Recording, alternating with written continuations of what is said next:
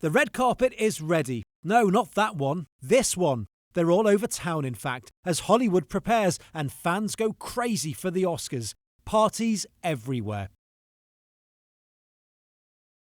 Film is fuel for this place. It's all people are talking about as Sunday evening approaches. There is a big night ahead. One of these. Here are your Best Picture nominees. 8 of them. Loads of choice. But see anything missing?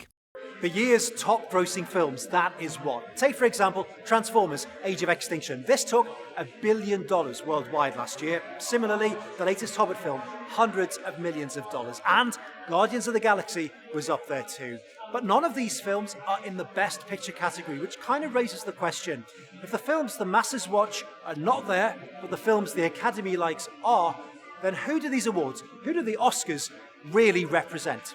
I think if you look historically, the first Star Wars was nominated for Best Picture. So the Academy isn't exactly against that kind of movie. It certainly hasn't had equal representation. But I also think you can look at it the other way and say it can give a platform to these smaller films that they would never get otherwise. And a lot of times the movie that wins Best Picture then gets a big bump at the box office and more people go to see it because of that. Nancy Schreiber is an award-winning cinematographer by day, a member of the Academy by night. 6,000 strong, they pick the winners, though very few reveal their identities. Here's her take on the issue. We really need the Oscars to be highlighting the smaller films, and I think that's probably why you see most of them being nominated, whereas the blockbusters have such a big machine behind them, they don't need any help. For those who don't get a nomination, you can always look on the bright side, like the makers of the hit Lego movie.